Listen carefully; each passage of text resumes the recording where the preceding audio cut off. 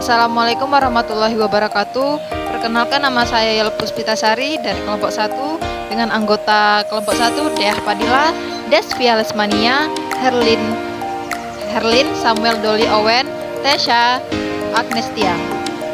Nah, di sini kami akan mempresentasikan materi kelompok kami, yaitu ruang lingkup dan konsep ilmu politik. Dosen mata kuliah pengantar ilmu politik adalah Ibu Yori Hardayani, SIP, MSI. Materi yang kami bahas, pertama ada perkembangan ilmu politik, definisi ilmu politik, bidang-bidang ilmu politik, konsep-konsep ilmu politik, dan pendekatan-pendekatan dalam ilmu politik. Yang pertama adalah perkembangan ilmu politik. Di Yunani kuno, pemikiran tentang negara dan pemerintahan dimulai sekitar 450 sebelum Masehi, seperti tercermin dalam karya filsafat Plato dan Aristoteles, maupun karya sejarah Herodotus. Dalam sejarah perkembangannya, ilmu politik banyak dipengaruhi oleh ilmu-ilmu sosial yang lain, misalnya ilmu hukum, sosiologi, dan psikologi. Ketika perkembangan ilmu politik banyak dipengaruhi oleh ilmu hukum, pusat perhatian utama adalah negara, yang dikenal sebagai tradisi yuridis formal. Sedangkan di Inggris, perkembangan ilmu politik banyak dipengaruhi oleh filsafat moral. Perkembangan ilmu politik di Amerika Serikat dipengaruhi oleh spektrum yang lebih luas. Serikat tidak mengenal tradisi monarki, maka tidak mengherankan apabila orang Amerika lebih menyukai pemikiran yang universal dan bertumpu pada asas-asas demokrasi. Selanjutnya adalah materi yang kedua, yaitu definisi ilmu politik. Secara umum dapat dikatakan bahwa ilmu politik ialah berbagai kegiatan dalam suatu sistem politik atau negara yang menyangkut proses penentuan tujuan dari sistem itu dan bagaimana melaksanakan tujuan-tujuannya. Di dalam perumusan definisi ilmu politik melibatkan beberapa aspek, yaitu negara, kekuasaan, pengambilan keputusan dan kebijakan publik, kompromi, konsensus, dan pembagian distribution atau alokasi. Selanjutnya materi kami akan dibahas oleh Tesha. Oke, yang selanjutnya adalah negara. Negara merupakan suatu organisasi dalam suatu wilayah yang memiliki kekuasaan tertinggi yang sah dan ditaati oleh rakyatnya. Yang kedua ada kekuasaan. Kekuasaan adalah kemampuan seseorang atau kelompok untuk mempengaruhi tingkah laku seseorang kelompok lain sesuai dengan keinginan sang pelaku. Yang selanjutnya pengambilan keputusan dan kebijakan politik. Pengambilan keputusan sebagai konsep politik melibatkan keputusan-keputusan yang diambil secara kolektif mengikat warga masyarakat. Kebijakan merupakan suatu kumpulan keputusan yang diambil oleh seorang pelaku atau kelompok politik dalam rangka memilih tujuan dan cara untuk mencapai tujuan itu. Yang D adalah kompromi dan konsensus. Politik dalam hal ini dianggap sebagai kekuatan penuntun menuju keberadaban yang menjauhkan masyarakat dari pertumpahan darah. Dan yang E, pembagian dan alokasi. Pembagian atau distribution dan alokasi yang dimaksudkan adalah pembagian dan penjatahan nilai-nilai value dalam masyarakat. Politik adalah pembagian dan pengalokasian nilai-nilai secara mengikat. Yang ketiga adalah bidang kajian ilmu politik. Menurut Andrew Haywood, dalam bukunya yang berjudul Politik, ilmu politik dibagi menjadi beberapa bidang kajian. Yang pertama adalah teori politik yang meliputi definisi politik, pemerintahan, sistem dan rezim, ideologi-ideologi politik, demokrasi, dan negara. Yang kedua adalah bangsa-bangsa dan globalisasi, meliputi bangsa dan nasionalisme, politik subnasional, dan politik global. Yang ketiga adalah interaksi politik, terdiri dari ekonomi dan masyarakat, budaya politik dan legitimasi, perwakilan, pemilu, dan partisipasi dalam pemilu, partai politik dan sistem kepartaian, kelompok kepentingan dan gerakan. Yang keempat adalah mesin pemerintahan yang menjadi konstitusi, hukum dan lembaga yudikatif, lembaga legislatif, lembaga eksekutif, birokrasi, militer, dan polisi. Yang kelima adalah kebijakan dan kinerja, meliputi proses-proses kebijakan.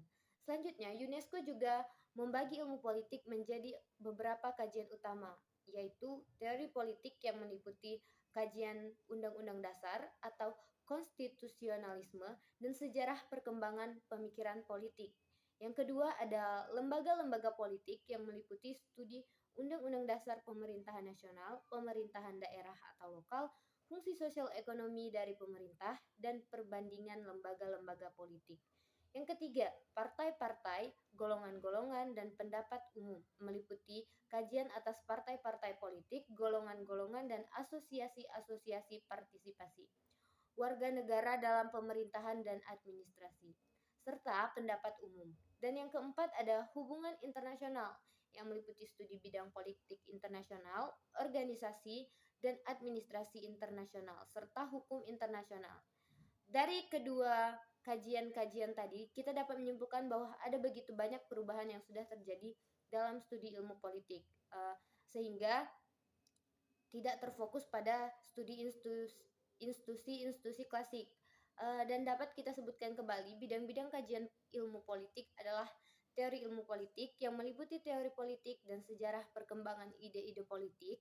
Yang kedua, lembaga-lembaga politik yang meliputi pemerintahan nasional, undang-undang dasar, pemerintahan daerah dan lokal, fungsi ekonomi dan sosial dari pemerintah dan perbandingan lembaga-lembaga politik, partai politik, organisasi kemasyarakatan, pendapatan umum, partisipasi warga dan negara dalam pemerintahan dan administrasi.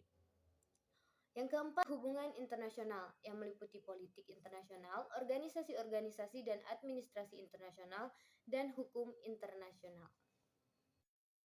Baiklah, saya Dea Padilla. Saya di sini akan menjelaskan materi selanjutnya tentang konsep-konsep ilmu politik.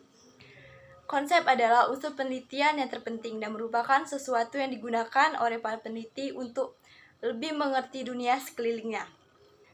Dalam ilmu politik, kita juga mengenal beberapa konsep yang dinamakan dengan konsep politik.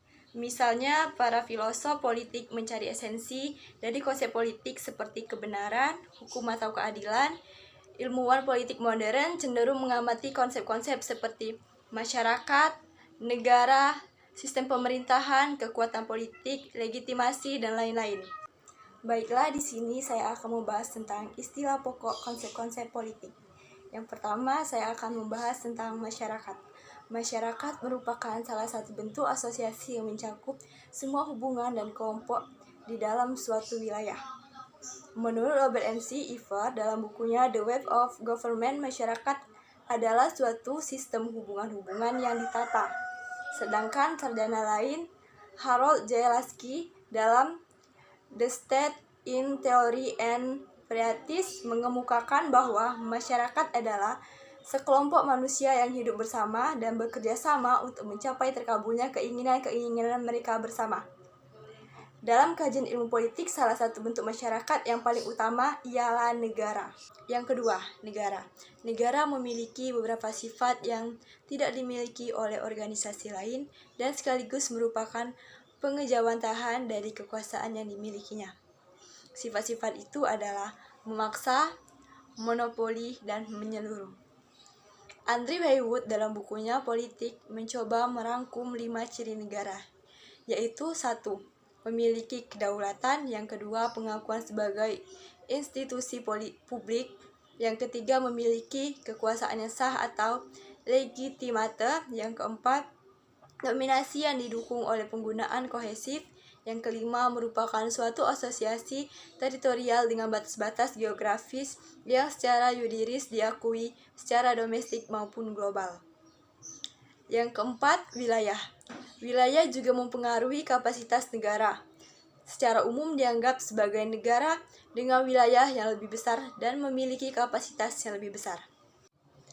Tapi sesungguhnya masih ada faktor lain yang perlu diperhitungkan. Misalnya cadangan sumber daya alam yang dikandung dalam wilayah yang bersangkutan dan posisi strategisnya dalam perdagangan internasional maupun politik internasional. Selanjutnya, saya akan membahas tentang penduduk. Penduduk merupakan seseorang atau sekelompok orang yang karena keberadaannya dalam wilayah tertentu diwajibkan untuk mematuhi segenap ketentuan perundangan yang berlaku dalam wilayah tersebut. Assalamualaikum warahmatullahi wabarakatuh. Perkenalkan, nama saya Herlin, NPM D1D020117. Saya akan melanjutkan materi yang telah disampaikan oleh Dea Fadila. 5. Pemerintahan merupakan organisasi yang berwenang untuk memutuskan dan melaksanakan keputusan-keputusan yang mengikat bagi seluruh penduduk yang berada dalam wilayah. 6. Kedaulatan. Pada dasarnya, kedaulatan merupakan kekuasaan tertinggi untuk membuat dan melaksanakan undang-undang dengan semua cara yang tersedia, termasuk cara-cara kekerasan. Setiap negara terlepas dari ideologi yang dianut memiliki beberapa fungsi minimum, yaitu 1. Menyelenggarakan penertiban untuk mencapai tujuan bersama dan mencegah bentrokan-bentrokan dalam masyarakat. 2.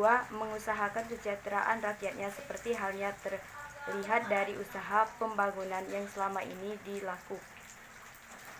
7. Kekuasaan. Kekuasaan sebagai sebuah konsep dasar dalam ilmu politik sebenarnya beragam. Sumber-sumber daya kekuasaan politik terdiri dari berikut ini. 1. Fisik, dalam hal ini penguasaan senjata. 2. Ekonomi dalam bentuk kekayaan ataupun pengendalian atas barang atau jasa. 3. Normatif, tradisi, moralitas, religius, legitimasi, dan wewenang. 4. Personal, karisma, daya tarik, dan popularitas, serta 5. Keahlian, informasi, pengetahuan, teknologi, dan intelek. 8. Konsep legitimasi. Konsep legitimasi terkait sangat erat dengan penerapan konsep kekuasaan. Dari 3 mode legitimasi, Weber-Holmes mengembangkannya klasifikasi legitimasi menjadi 10 model, yaitu 1. Tradisional klasik, 2. Karismatik, 3. Tujuan rasional, 4. Eudemonik, 5. Nasionalis, 6. Tradisional baru, 7. Legal rasional, 8. Pengakuan formal, 9. Dukungan informal, 10. Keberadaan panutan eksternal. Untuk materi selanjutnya akan disampaikan oleh Samuel. Baik, saya akan melanjutkan presentasi dari teman saya. Bab 5. Pendekatan-pendekatan dalam ilmu politik. Pengertian pendekatan. Pendekatan adalah salah satu dari konsep teoretik yang menunjukkan metode atau alat yang digunakan untuk mengamati suatu kegiatan dari sudut pandang atau sudut tertentu. Pendekatan terbagi 3, yaitu pendekatan normatif. Pendekatan normatif adalah nilai-nilai yang diinginkan dalam masyarakat. Pendekatan ini mempelajari norma-norma dalam bentuk aturan-aturan dan hak-hak serta kewajiban. Pendekatan ini menggunakan seluruh masyarakat sebagai unit analisisnya. Asumsi dalam pendekatan ini mengatakan perubahan dalam masyarakat merupakan konsekuensi konflik dialektik di antara nilai-nilai dan gagasan-gagasan yang ada dalam masyarakat. 2. Pendekatan struktural mempunyai 5 penekanan, yaitu legal formal, misalnya mempelajari administratif dan institusi negara, kolonial dan koloni sebelum Perang Dunia Kedua. Struktur institusional baru, misalnya partai politik atau pegawai negeri. Juga konstruksi struktur legal lainnya. Kelompok baik formal seperti partai politik maupun informal seperti kelompok nelayan, tani, dan buruh. Struktur dan fungsi yang dibentuk sistem yang saling terkait. Struktur dalam bentuk kelas atau kelompok menurut analisis kelompok Marxis. Ketiga, pendekatan perilaku.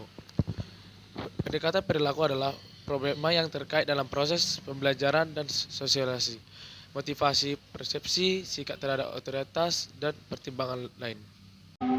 Baiklah, selanjutnya saya akan menjelaskan tentang macam-macam pendekatan. Yang pertama adalah pendekatan legal atau institusional. Pendekatan ini disebut juga dengan pendekatan tradisional karena merupakan pendekatan paling awal pada ilmu politik.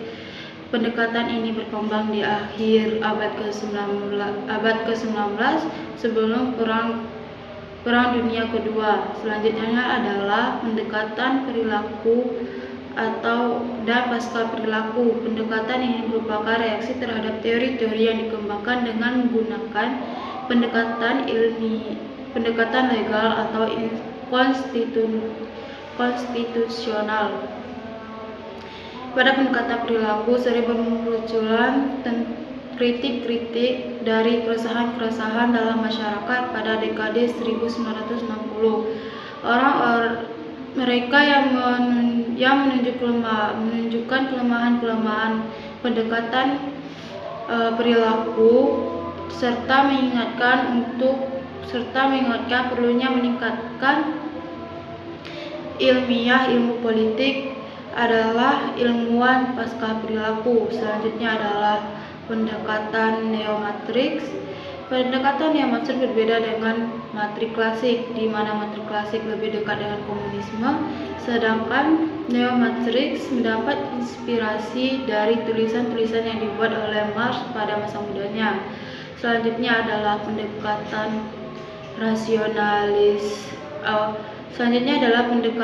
pilihan rasional, yang mana pandangan para penganut pendekatan ini memperlihatkan keterikatan antara ekonomi dan politik. Sebagaimana kita lihat, masalah ekonomi menjadi masalah yang sangat penting di dunia dan di akhir tahun-tahun ini. Yang terakhir adalah pendekatan institusionalisme baru, yang merupakan pendekatan sebagai reaksi terhadap pendekatan sebelumnya. Sekian presentasi dari kelompok kami. Jika ada salah, kami mohon maaf. Saya akhiri. Wabillahi taufiq wal hidayah. Wassalamualaikum warahmatullahi wabarakatuh.